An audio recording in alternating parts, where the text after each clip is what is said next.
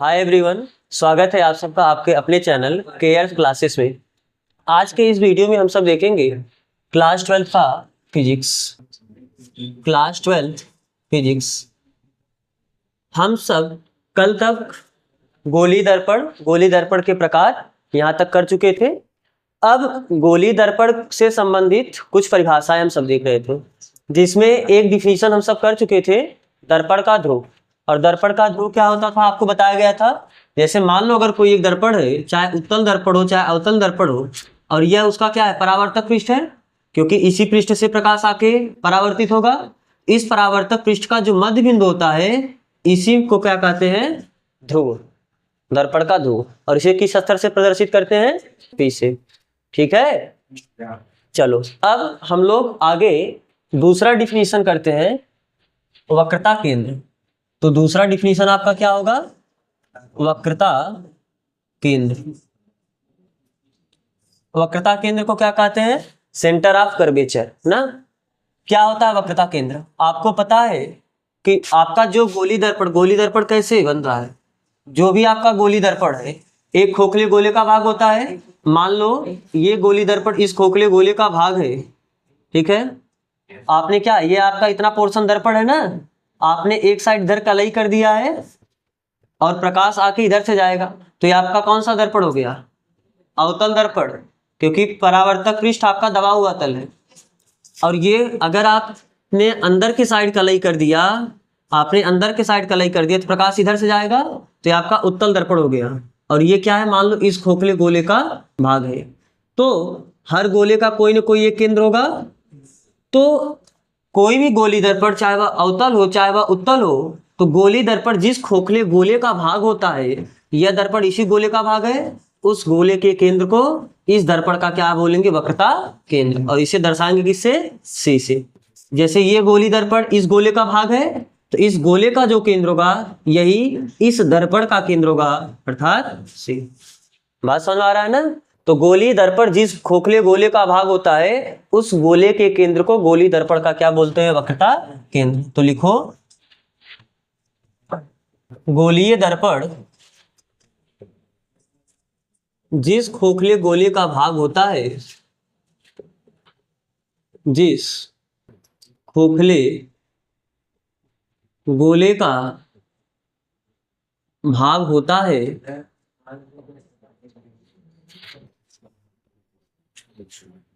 उस गोले के केंद्र को ही, उस गोले के केंद्र को ही गोलीय दर्पण का वक्रता केंद्र कहते हैं।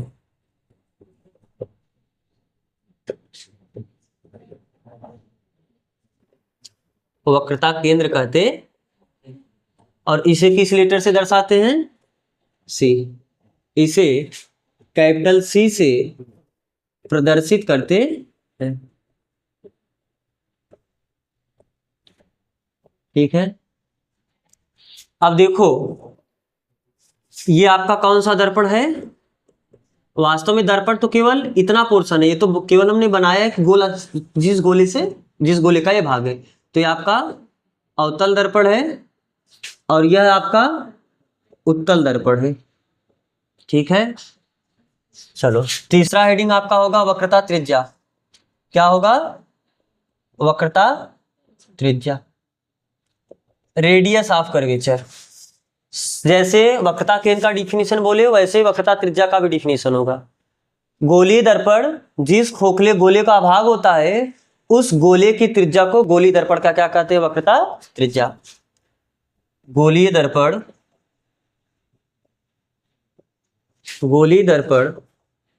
जिस खोखले गोले का भाग होता है,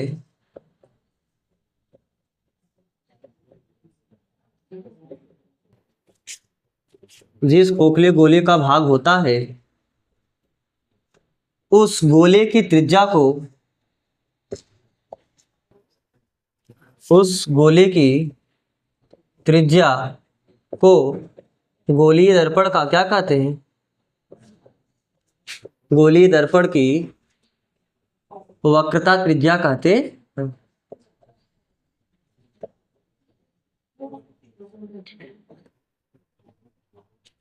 इसे किससे दर्शाते हैं? कैपिटल आर से भी प्रदर्शित कर सकते हो और कहीं कहीं भी स्मॉल आर से प्रदर्शित कर सकते हैं। इसे आर से प्रदर्शित करते हैं।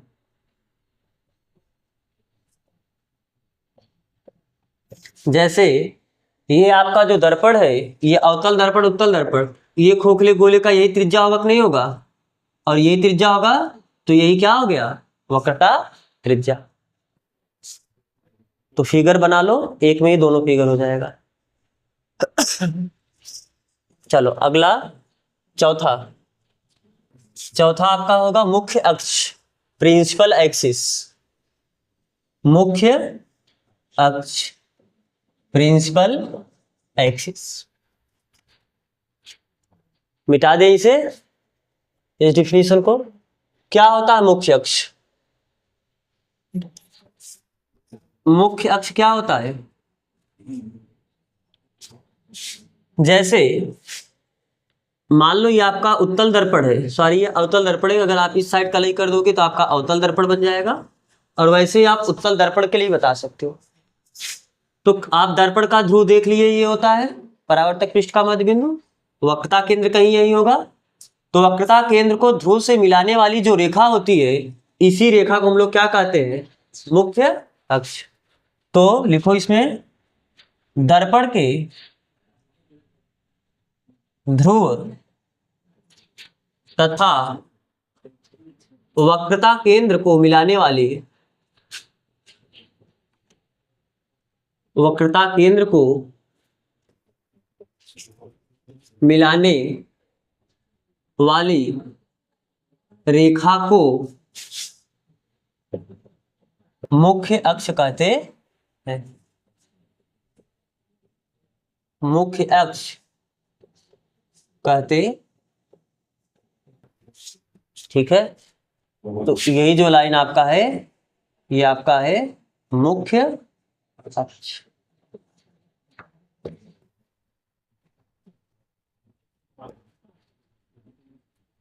अब पांचवा डिफिनीशन, अभिलंब। क्या होता है अभिलंब? क्योंकि आपको पता है ना, परावर्तक पृष्ठ पर आपतन बिंदु पर आप अभिलंब खींचते हो कि नहीं खींचते हो? तो आपका चाहे उत्तल दर्पण हो चाहे आपका अवतल दर्पण हो, आपको पता है उत्तल दर्पण और अवतल दर्पण में अंतर क्या है? अवतल दर्पण में परावर्तक पृष्ठ दबा हुआ पृष्ठ होता है, इसका वक्रता केंद्र इस साइड पड़ेगा और इसका वक्रता केंद्र इस साइड पड़ेगा। तो जिस भी बिंदु पर आपको अभिलंब खींचना, अगर आपको इस बिंदु पर अभिलंब खींचना है तो इस बिंदु को आप किससे मिला दो? वक्रता केंद्र से मिला दो। इस बिंदु पर अभिलंब खींचना है तो वक्रता केंद्र से इस बिंदु को मिला दो। इस बिंदु पर अभिलंब खींचना है तो इस बिंदु को आप किससे मिला दो? वक्रता केंद्र से मिला दो। तो परावर्तक पृष्ठ पर स्थित किसी बिंदु को अगर वक्रता केंद्र से मिलाओगे तो वही जो रेखा मिलेगा, उसी रेखा को उस बिंदु पर हम क्या बोलेंगे? अभिलंब। और क्यों ऐसा बोलते हैं? क्योंकि अभिलंब का विशेषता क्या होता है? परावर्तक पृष्ठ पर 90 अंश का कोण बनाना चाहिए कि नहीं बनाना चाहिए?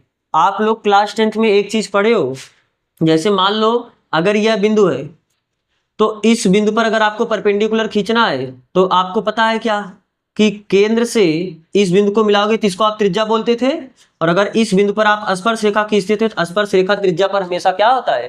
परपेंडिकुलर होता है। आप ये पढ़े हो क्लास 10th में वृत्त में। तो इसका मतलब अगर वक्रता केंद्र से मिलाओगे तो यहाँ पर स्पर्श रेखा खींचोगे तो यहाँ पर ये भी इस बिंदु पर क्या होगा? इस रेखा पर परपेंडिकुलर।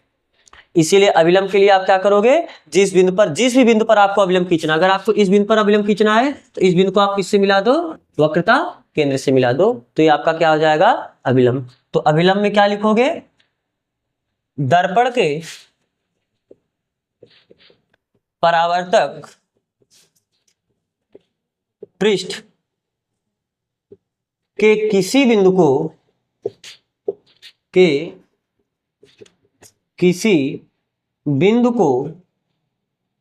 वक्रता केंद्र से मिलाने वाली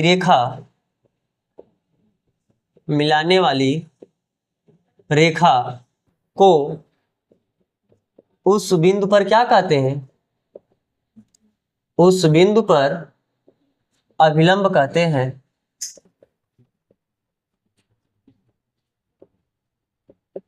उस बिंदु पर अभिलंब कहते हैं। आपको ये फिगर बनाना है, बस वैसे बना लो। मान लो ये आपका अवतल दर्पण हो गया, ये आपका ध्रुव हो गया, ये आपका वक्रता केंद्र हो गया। ध्रुव को वक्रता केंद्र से मिलाओगे मुख्य। अगर आपको यहाँ पर अभिलंब खींचना है, इसको आप मिला दोगे तो ये क्या हो जाएगा, अभिलंब हो गया। चलो छठवां डिफिनीशन, मुख्य फोकस। मुख्य फोकस को हम लोग कभी कभी क्या कहते हैं, केवल फोकस भी कह देते हैं ना। तो अगला डिफिनीशन आपका क्या हो जाएगा, मुख्य फोकस, या इसे केवल हम लोग कभी कभी क्या कहते हैं, फोकस, प्रिंसिपल फोकस और फोकस। ठीक है, क्या होता है मुख्य फोकस या फोकस, इसे फोकस बिंदु भी कभी कभी कह देते हैं ना। तो जैसे अगर कोई मान लो आपका ये दर्पण है, और मान लो ये आपका कौन सा दर्पण हो गया, अवतल दर्पण हो गया, और ये आपका कौन सा दर्पण हो गया, उत्तल दर्पण हो गया। ये ध्रुव हुआ, ये वक्रता केंद्र हुआ, ये इसका ध्रुव हुआ और इसका वक्रता केंद्र इधर। तो ये मुख्य अक्ष हो गया, ध्रुव और वक्रता केंद्र को मिलाने वाली रेखा। अब मुख्य अक्ष के समांतर चलने वाली प्रकाश किरण, मुख्य अक्ष के समांतर चलने वाली प्रकाश किरण परावर्तन के पश्चात उसी माध्यम में वापस आएगी। तो जब ये वापस आएगी तो ये जिस बिंदु पर काटती है, इसी बिंदु को हम लोग क्या कहते हैं, फोकस एफ। तो इसको क्या कहते हैं, फोकस। क्या होता है फोकस, मुख्य अक्ष के समांतर चलने वाली प्रकाश किरण परावर्तन के पश्चात मुख्य अक्ष को जिस बिंदु पर काटती है, उस बिंदु को हम लोग क्या कहते हैं, फोकस। लेकिन ये अवतल दर्पण के लिए, उत्तल दर्पण के लिए क्या होता है, मुख्य अक्ष के समांतर चलने वाली प्रकाश किरण, क्योंकि ये तो उधर जाएगी नहीं, ये तो टकरा के उसी माध्यम में वापस आएगी। तो यस, ये मुख्य अक्ष के, आप जब ये किरण ऐसे गई और ये ऐसे गई, तो अगर आप यहां से देखोगे आपको क्या लगेगा कि ये यहां से आ रहा है कि नहीं आ रहा है। तो ये मुख्य अक्ष के जिस बिंदु से आती हुई प्रतीत होती है, उस बिंदु को हम लोग क्या कहते हैं, मुख्य फोकस यानी फोकस। तो लिखो इसे, मुख्य अक्ष के समांतर चलने वाली प्रकाश किरण, मुख्य अक्ष के समांतर चलने वाली प्रकाश किरण, चलने वाली प्रकाश की किरण दर्पण से परावर्तन के पश्चात, दर्पण से परावर्तन के पश्चात मुख्य अक्ष के जिस बिंदु से होकर जाती है, मुख्य अक्ष के जिस बिंदु से होकर जाती है, कोष्ठक में अवतल दर्पण। और क्यों ऐसा लिख रहे हैं, क्योंकि अवतल दर्पण के लिए मुख्य अक्ष के किसी बिंदु से होकर जाएगी, उत्तल दर्पण के लिए मुख्य अक्ष के किसी बिंदु से आती हुई प्रतीत होती है ना, या मुख्य अक्ष के जिस बिंदु से होकर जाती है, या जिस बिंदु से आती हुई प्रतीत होती है, जिस बिंदु से आती हुई प्रतीत होती है। किस दर्पण के लिए, उत्तल दर्पण के लिए। उस बिंदु को हम लोग क्या कहते हैं, मुख्य प्रतीत होती है, मुख्य फोकस कहलाती है।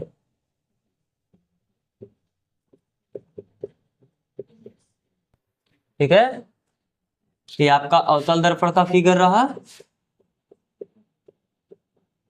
और ये आपके उत्तल दर्पण के लिए मुख्य फोकस का फिगर ये रहा।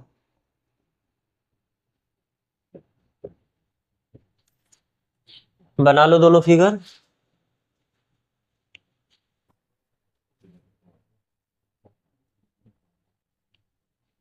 यहां पर आप एक वर्ड ऐड कर लेना थोड़ा, अगर जगह हो। उस बिंदु को, थोड़ा डिफिनीशन कम सा भी लग रहा है सर, उस बिंदु को मुख्य फोकस कहते हैं। ठीक है, थोड़ा लैंग्वेज को सही कर लेना। अब अगला डिफिनीशन आपका होगा फोकस दूरी। क्या होगा? फोकस दूरी। और इसे किस लेटर से दर्शाते हो मुख्य फोकस को? कैपिटल एफ से ना। आप उसी के आगे ई लिख लेना, इसे कैपिटल एफ से प्रदर्शित करते हैं। इसे कैपिटल एफ से प्रदर्शित करते। चलो, फोकस दूरी क्या होता है समझो। अगर ये आपका मुख्य फोकस हुआ तो मुख्य फोकस से ध्रुव के बीच की जो दूरी होगी, इसी दूरी को हम लोग क्या कहते हैं? फोकस दूरी। क्या बोले? मुख्य फोकस से ध्रुव के बीच की जो दूरी होगी, इस दूरी को हम लोग बोलेंगे फोकस दूरी। और इसे किस लेटर से दर्शाएंगे? स्मॉल एफ से। तो लिखो इसमें, मुख्य फोकस से ध्रुव के बीच की दूरी को, ध्रुव के बीच की दूरी को क्या कहते हैं? फोकस दूरी कहते हैं।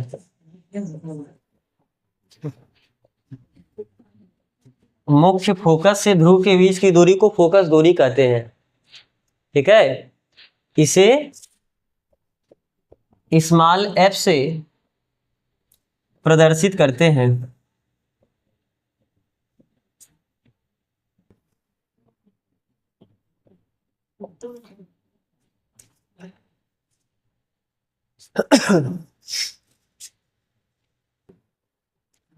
ठीक है, इसमें एक और डिफिनीशन आप लिख लो, फोकस तल।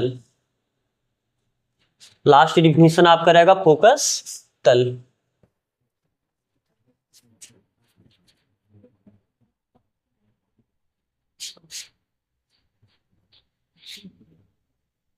फोकस तल क्या होता है? फोकस तल, फोकल प्लेन।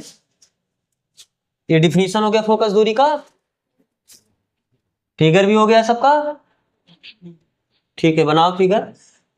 समझो, फोकस तल क्या होता है। जैसे मान लो अगर आपका ये दर्पण है और दर्पण का ये फोकस बिंदु है या मुख्य फोकस है, तो मुख्य फोकस से होके जाने वाला ऐसा तल जो कि मुख्य अक्ष के क्या हो? परपेंडिकुलर। जैसे अगर ये एक तल है, एक ऐसा प्लेन है आपका जो कि क्या, मुख्य अक्ष के परपेंडिकुलर। कहां से होके जा रहा है? फोकस से होके जा रहा है। तो इसी तल को हम लोग क्या कहते हैं? फोकस तल। इसका मतलब आप डिफिनेशन क्या लिखोगे? मुख्य फोकस से होकर जाने वाला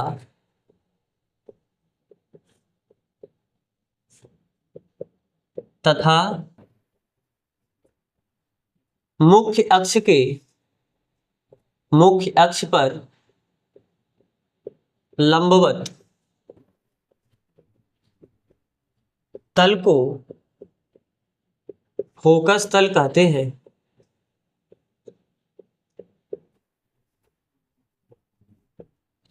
फोकस तल कहते। ठीक है, तो फिगर में आप यही फिगर बना लेना। ये आपका मान लो अवतल दर्पण है और ये इसका फोकस है और ये ध्रुव है, तो ये क्या हो जाएगा? मुख्य अक्ष हो जाएगा। तो ये जो तल होगा, इसी तल को हम लोग क्या कहेंगे? फोकस तल। उतार लो सब।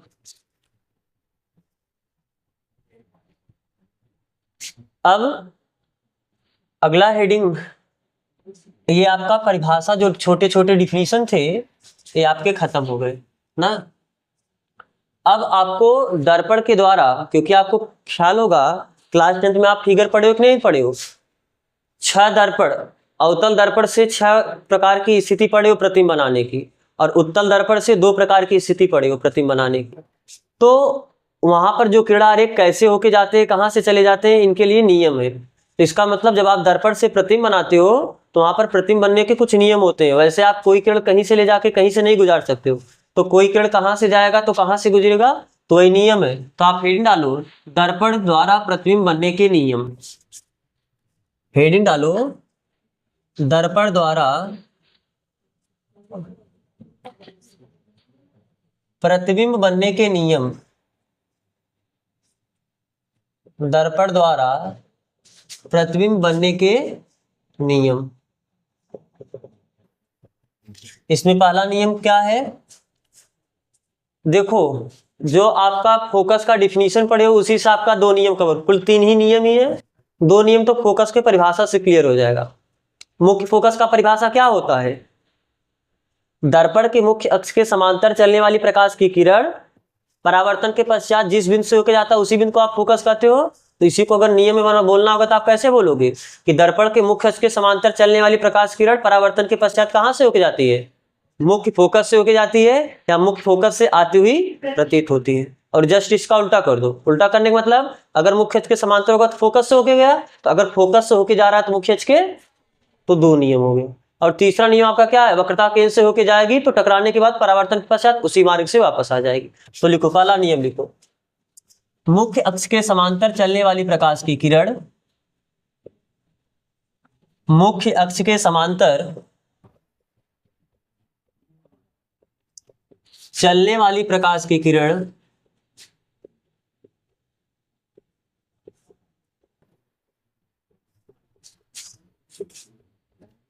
परावर्तन के पश्चात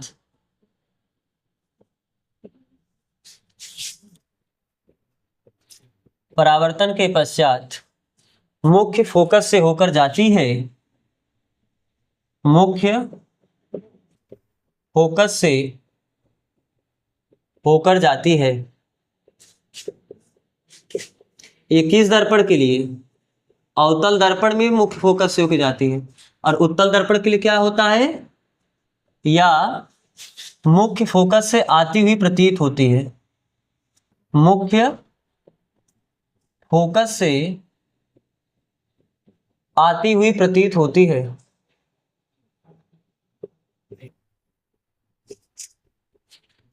आती हुई प्रतीत होती है। फिगर बनाना है तो बना लो, वही जो आप डिफिनीशन में बनाए थे। अगर मुख्य अक्ष के समांतर प्रकाश किरण चलेगा तो परावर्तन के पश्चात कहां से होके जाएगा? मुख्य फोकस से। और अगर ये उत्तल दर्पण है तब क्या होता है?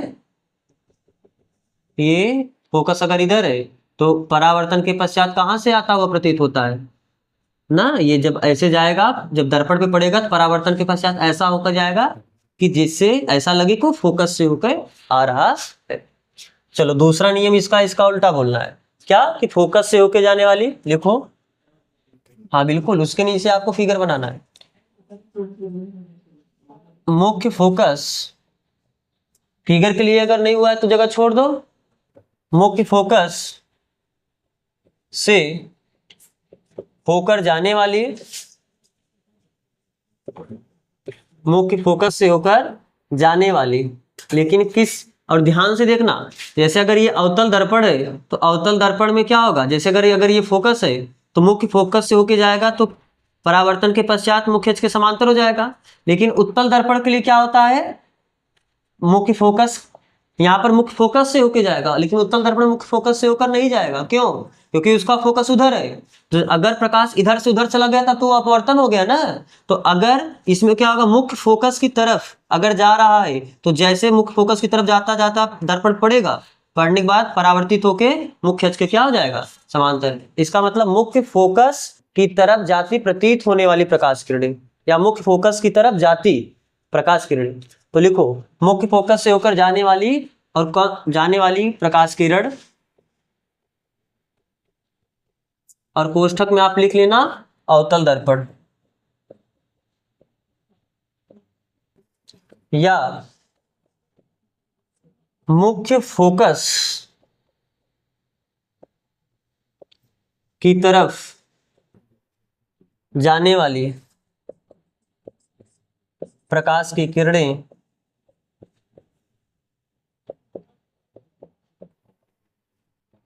और ये कोष्ठक में आप लिख लेना उत्तल दर्पण। परावर्तन के पश्चात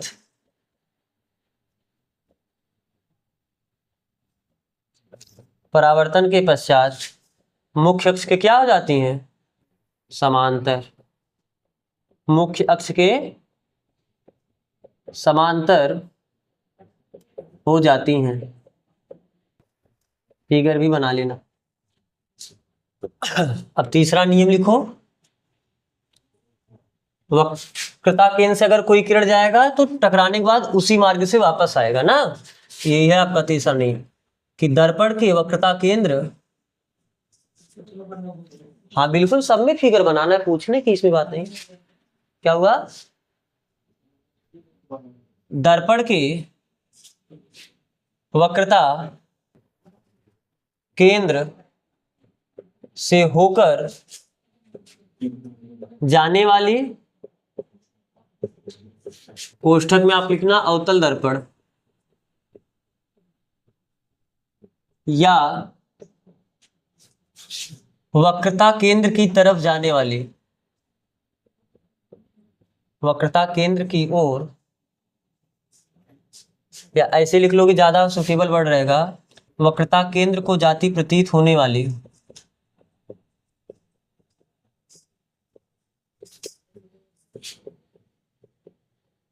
कोष्ठक में उत्तल दर्पण,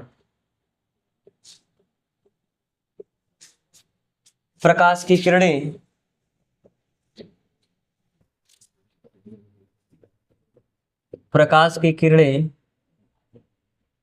परावर्तन के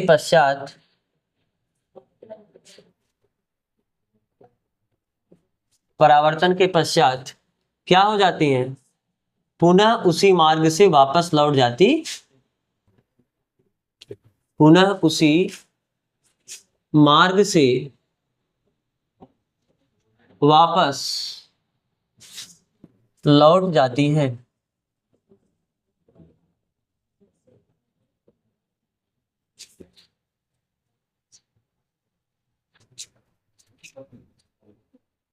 इसका फिगर कैसे बनाओगे?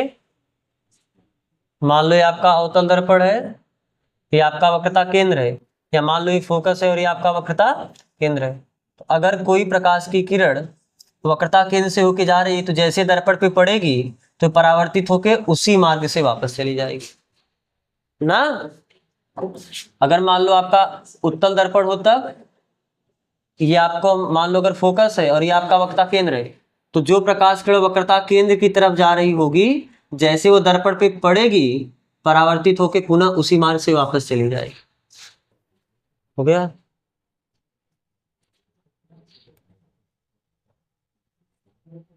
तो अगला हेडिंग डालो, दर्पण द्वारा प्रतिबिंब का बनना।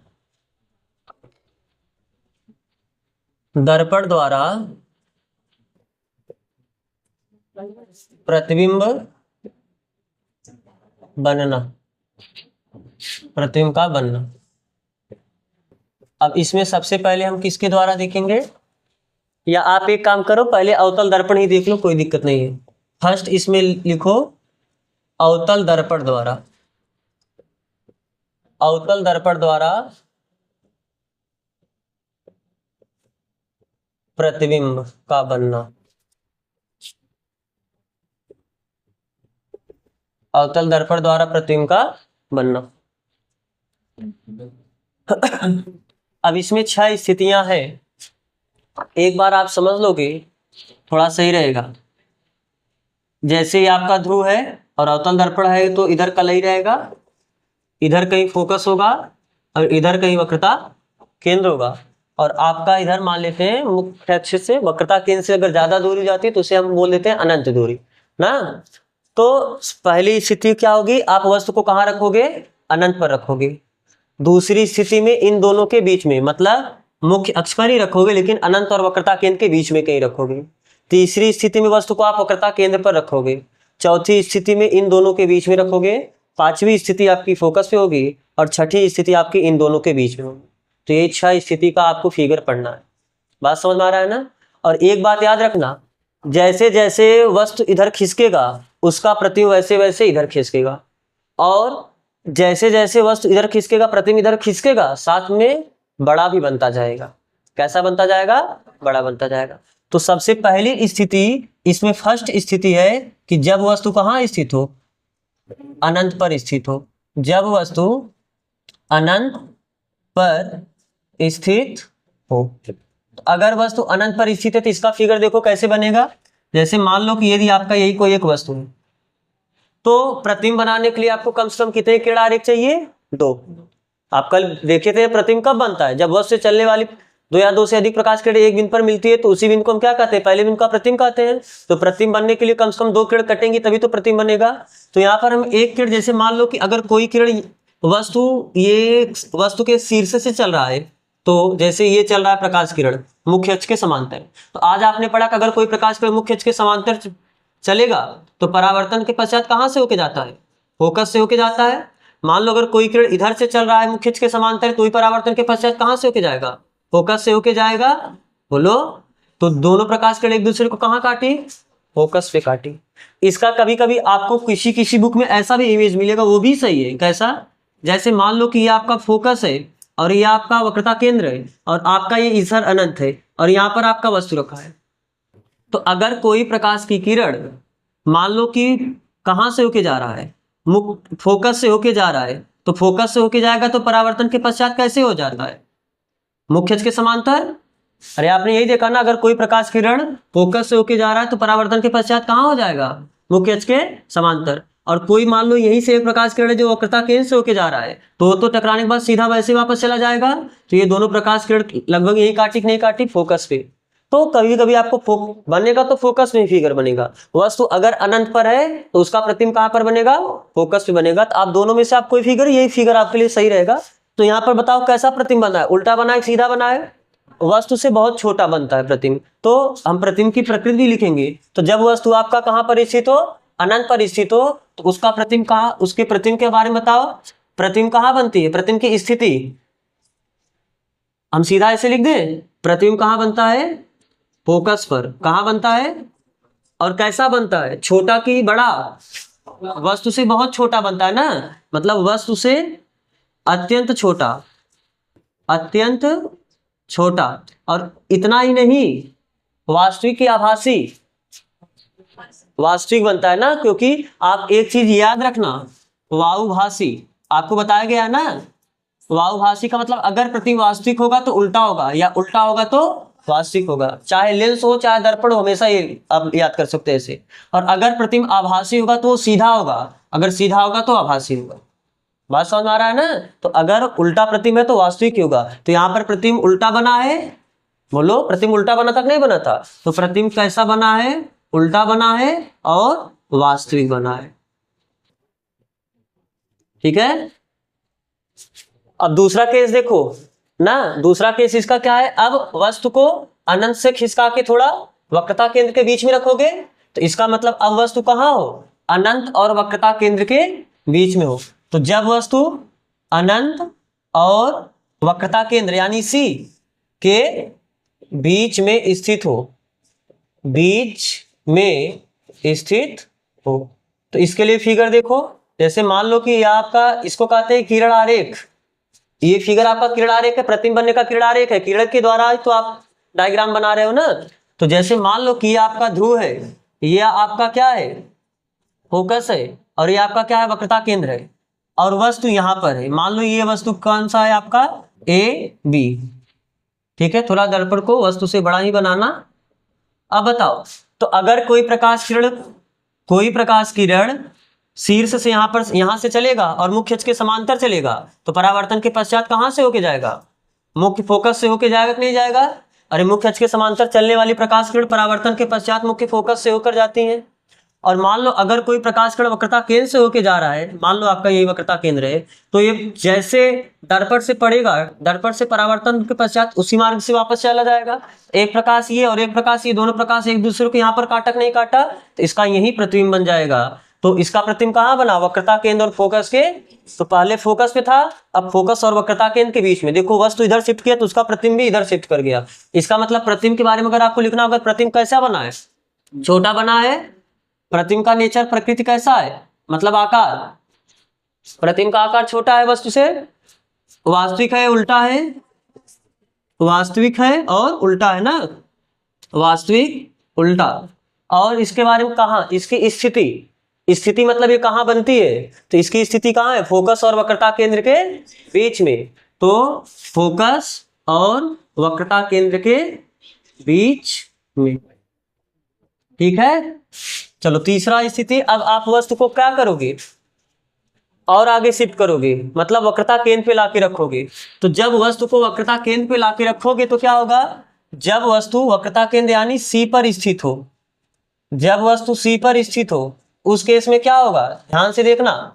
जैसे मान लो ये आपका फोकस है और ये आपका वक्रता केंद्र है। अगर वस्तु वक्रता केंद्र पर स्थित है तो मुख्य अक्ष के समांतर चलने वाली प्रकाश किरण परावर्तन के पश्चात कहां से होके जाती है, फोकस से होके जाती है। मुख्य अक्ष के समांतर चलने वाली प्रकाश किरण परावर्तन के पश्चात कहां से होके जाती है, फोकस से होके जाती है ना। और अगर कोई प्रकाश किरण मान लो फोकस से होके जा रहा है तो परावर्तन के पश्चात मुख्य अक्ष के समांतर हो जाता है। तो क्या ये दोनों प्रकाश किरण एक दूसरे को वक्रता केंद्र पर काटी कि नहीं काटी। देखो अगर कोई प्रकाश किरण वस्तु ये आपका ए बी था तो वस्तु के शीर्ष ए से कोई प्रकाश किरण चलेगा तो परावर्तन के पश्चात कहां से होके चला गया, फोकस से। वहीं एक दूसरी प्रकाश किरण जो वस्तु के शीर्ष से चल रहा है लेकिन फोकस से होके जा रहा है, तो अगर कोई प्रकाश किरण फोकस से होके जाता है तो परावर्तन के पश्चात मुख्य अक्ष के क्या हो जाता है, समांतर हो जाता है। अगर ये आपका ध्रुव है, यही तो मुख्य अक्ष हुआ, तो मुख्य अक्ष के समांतर हुआ। तो दोनों प्रकाश किरण एक दूसरे को कहाँ काटा, वक्रता केंद्र पर काटा। लगभग दोनों का साइज सेम है कि नहीं सेम है। अगर आप जितना वक्रता केंद्र, जैसे अगर आप एक गोला बनाओगे उसी केंद्र को आप उसका वक्रता केंद्र मानोगे, और आपको पता है कि फोकस दूरी वक्रता त्रिज्या का आधा होता है, तो इसके बीच में आप फोकस लोगे तो आपका फिगर एकदम परफेक्ट बनेगा। ये तो ऐसे हाथ से बनाया जा रहा है तो थोड़ा बहुत इधर हो सकता है। तो यहाँ पर बताओ प्रतिबिंब के बारे में, यही तो आपका प्रतिबिंब है। तो प्रतिबिंब कैसा बना है, कहाँ बना है, पहली बात तो सी पर ही बना है। इसके पहले वाले, सबसे पहले वाले केस में फोकस बना था, फिर फोकस और वक्रता केंद्र के बीच में बना, अब फिर इससे शिफ्ट होकर वक्रता केंद्र पर आ गया। तो कहां पर बना, सी पर बना। और कैसे, वस्तु के बराबर वास्तविक उल्टा, वस्तु के बराबर बना और वास्तविक बना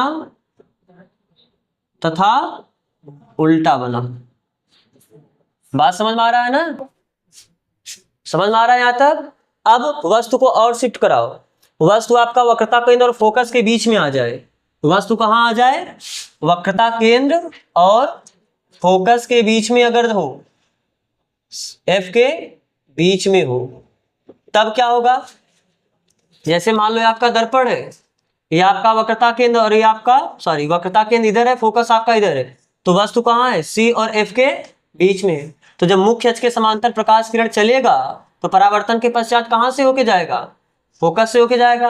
और वहीं कोई प्रकाश किरण अगर फोकस से होके जाएगा तो परावर्तन के पश्चात ये कहां से होके जाएगा, अरे फोकस से होके जाने वाली प्रकाश किरण परावर्तन के पश्चात मुख्य अक्ष के समांतर हो जाती है ना। तो ये प्रकाश किरण मुख्य अक्ष के समांतर हो जाएगी, नहीं हो जाएगी। तो ये किसके हो जाएगी, मुख्य अक्ष के समांतर। तो ये लगभग यहाँ काटा एक दूसरे को। तो मान लो थोड़ा वक्रता केंद्र आप यहाँ पर कर दो, तो बताओ तो इसका फिगर कहाँ बना, मतलब प्रतिबिंब कहाँ बना, वक्रता केंद्र और अनंत के बीच बना। वस्तु से बड़ा बना, प्रतिबिंब उल्टा बना, और उल्टा है तो वास्तविक होगा ही होगा। इसका मतलब प्रतिबिंब की स्थिति बताओ क्या क्या है। पहली बात प्रतिबिंब की स्थिति बताओ, सी और अनंत के बीच में, अनंत के बीच में। फिर उसके बाद वस्तु से बड़ा बना और उल्टा तथा वास्तविक ना, उल्टा तथा सीधा बनेगा, उल्टा तथा वास्तविक बना ना। बस एक मिनट, बस एक मिनट। बॉटल अंदर है, जानवी है यहाँ पर, जानवी है, कोई लड़की नहीं है क्लास में है, उनसे कह दो अंदर बॉटल है, जाके ले ले, ठीक है। अब आइए अगली स्थिति, इसमें कौन सी है, 4 स्थिति हो गई ना। अब 5वीं स्थिति देखिए। 5वीं स्थिति मतलब जब वस्तु कहां पर हो, फोकस पर हो। तो 5वीं स्थिति जब वस्तु कहां हो, फोकस पर हो। जब वस्तु फोकस पर हो, तो अगर वस्तु फोकस पर स्थित है तो आप इस बात को याद रखना, अगर वस्तु अनंत पर होगा उसका प्रतिबिंब फोकस पर बनेगा, और अगर वस्तु फोकस पर होगा तो उसका प्रतिबिंब कहां बनेगा, अनंत पर बन जाएगा ना। तो जैसे मान लो अगर ये आपका फोकस, और क्यों ऐसा, क्योंकि अगर कोई प्रकाश किरण, मान लो ये फोकस और आपका ये वक्रता केंद्र है, तो मुख्य अक्ष के समांतर चलने वाली प्रकाश किरण परावर्तन के पश्चात कहां से चली जाती है, फोकस से होके चली जाती है, और अगर कोई प्रकाश की किरण वक्रता केंद्र से होके जाती है तो परावर्तन के पश्चात उसी मार्ग से वापस जाएगी। अगर कोई प्रकाश वक्रता केंद्र से होके परावर्तन के पश्चात उसी मार्ग से वापस जाएगी ना, और ये प्रकाश किरण जो मुख्य अक्ष के समांतर चली थी परावर्तन के पश्चात मुख्य फोकस से होके जाएगी। तो ये दोनों प्रकाश किरण लगभग कहीं जाके यहाँ पर अनंत पर ऐसा कहीं काटेगा, इसीलिए हम बोलेंगे इसका प्रतिबिंब कहाँ बनेगा, अनंत पर बनेगा। और अब बताओ जहां अनंत पर मिलेगा तो मिलाओगे तो बहुत बड़ा बनेगा, वस्तु से बहुत बड़ा बनेगा, और उल्टा बनेगा। इसका मतलब प्रतिबिंब की स्थिति अगर आपको लिखनी होगी तो क्या लिखोगे, बना कहाँ, अनंत पर बना, कैसा बना, बहुत बड़ा बना, कैसा बना, बहुत बड़ा प्रतिबिंब बना।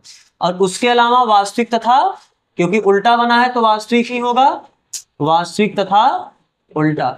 ये सब आप एक बार क्लास 10 पढ़े हो, इस पे बहुत ज्यादा आपको टाइम देने का काम नहीं, एक बार देख लोगे आपका हो जाएगा। मिटा दे। अब लास्ट स्थिति यानी 6वीं स्थिति, अब क्या होगा आपका, अभी फोकस पे रखे थे ना, तो अब फोकस से और आगे शिफ्ट करोगे, फोकस और ध्रुव के बीच में। इसका मतलब जब वस्तु कहाँ हो, फोकस और ध्रुव के बीच में स्थित हो, के बीच में स्थित हो। इस केस में बताओ कैसे बनेगा प्रतिबिंब। इसका किरण आरेख आपसे पूछेगा कैसे बनाओगे। ये आपका ध्रुव हो गया, ये आपका फोकस हो गया, ये आपका वक्रता, और मान लो आपका ये क्या एक वस्तु है। तो जब मुख्य अक्ष के समांतर कोई यहां से मान लो कोई एक प्रकाश किरण चला और मुख्य अक्ष के समांतर चला, तो परावर्तन के पश्चात कहां से होके जाएगा, फोकस से होके जाएगा। और कोई प्रकाश किरण जो कि वक्रता केंद्र से होके जाएगा, जब वस्तु के शीर्ष से होके जाएगा यहाँ पर पड़ेगा तो परावर्तन के पश्चात क्या उसी मार्ग से वापस आ जाएगा। थोड़ा इसको आप सीधा बनाओ, ठीक है, तो ये उसी मार्ग से वापस आ जाएगा। क्या अब ये दोनों प्रकाश किरण आप पीछे बढ़ाओगे तो लग रहा है कहीं काटेगा पीछे जाके, तो जहां काटेगा वहीं इसका प्रतिबिंब हो जाएगा। तो क्या यहाँ पर प्रकाश किरण वास्तव में काटे, बताओ, यहाँ पर प्रकाश किरण वास्तव में नहीं काटी ना, तो इसका मतलब यहाँ पर जब दो प्रकाश किरण वास्तव में काटती है तो वहां पर वास्तविक प्रतिबिंब बनता है, और जब वास्तव में नहीं काटती प्रतीत होती है तो वहां पर आभासी प्रतिबिंब बनता है। तो यहाँ पर कैसा प्रतिबिंब बनेगा, आभासी प्रतिबिंब बना। तो प्रतिबिंब कहाँ बना, दर्पण के पीछे ना, दर्पण के पीछे बना, और कैसा बना, बड़ा बना, उल्टा सीधा, और अगर सीधा है तो आभासी, सीधा तथा आभासी। तो ये 6 स्थिति रह गई आपकी अवतल दर्पण द्वारा। उत्तल दर्पण द्वारा जो 6 स्थिति है उसे हम कल देखेंगे। तो आज के लिए बस इतना ही करते हैं। तो यहाँ तक जुड़ने के लिए आप सबका बहुत बहुत धन्यवाद।